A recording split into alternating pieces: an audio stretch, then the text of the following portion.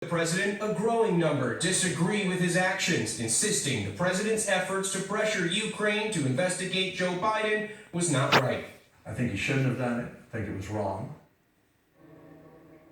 Closing arguments resume today, and again, expect both sides to focus on how they want this trial to be remembered. Of course, that final vote is happening tomorrow. Kenneth, Elizabeth? All right, Andrew, there on Capitol Hill. 51. The motion is not agreed to. Yep, that's the U.S. Senate voting this week to block witnesses, including John Bolton, from testifying before U.S. lawmakers. So this means Donald Trump's impeachment trial could be over in just a few days, and he'll likely be acquitted. But Bolton still has something to say. Trump's former national security advisor is working on a tell-all book said to be full of explosive claims that dispute much of Trump's impeachment defense. So what happens now? John Bolton was one of the most powerful men on earth until he wasn't. I didn't really expect that announcement this afternoon. Hired and then fired as Donald Trump's national security advisor. Trump announced it via Twitter, writing, "I informed John Bolton last night that his services are no longer needed at the White House."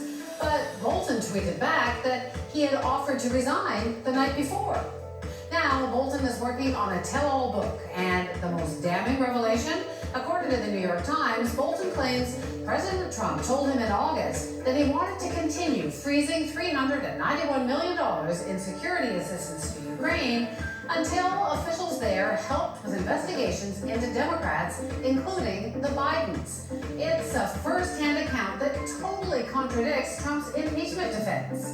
It is not a game of leaks and unsourced manuscripts. The book is called The Room Where It Happened, and Bolton reportedly earned a $2 million advance. I haven't seen a manuscript. Now, the White House is pushing back against the publication, saying his manuscript appears to contain significant amounts of classified information, including some that is top secret and could harm national security. The Senate may have blocked witness testimony, but can U.S. lawmakers ban Bolton's book? Maybe, but assuming his story does eventually come out, it's sure to be a bestseller. Sometimes political figures will have the moral courage to go against their party as long as it's perfectly timed with the release of a book. Joining me now from New York is Alex Shepard, who's been writing about this for the New Republic. So, Alex, are we sure we're actually ever going to read this book? Because we've got the White House saying it's full of classified information. The White House has made this move before. They tried to block the publication of Michael Wolff's Fire and Fury. In doing so, they turned it into an international bestseller. It sold more than 5 million copies to date. I think the most likely scenario here is that this will backfire for the White House.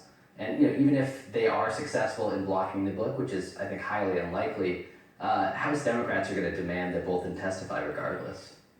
So I wonder, tell-alls are so popular. You've got Sean Spicer had a book, Omarosa had one, Anthony Scaramucci, the Mooch had a book, Sarah Huckabee Sanders has got one. Why are they so popular? Why is everybody writing a tell-all? We're inundated with information about this White House every day. I wake up at 6:30 in the morning and there are 30 tweets from the president. It's not really a mystery what's going on in there, even to the extent that it was in previous administrations. And yet the spotlight has been on the White House, and I think what people are looking for is just some degree of insight or clarity about what is going on to help them understand it or even cope with it. I don't think very many of these books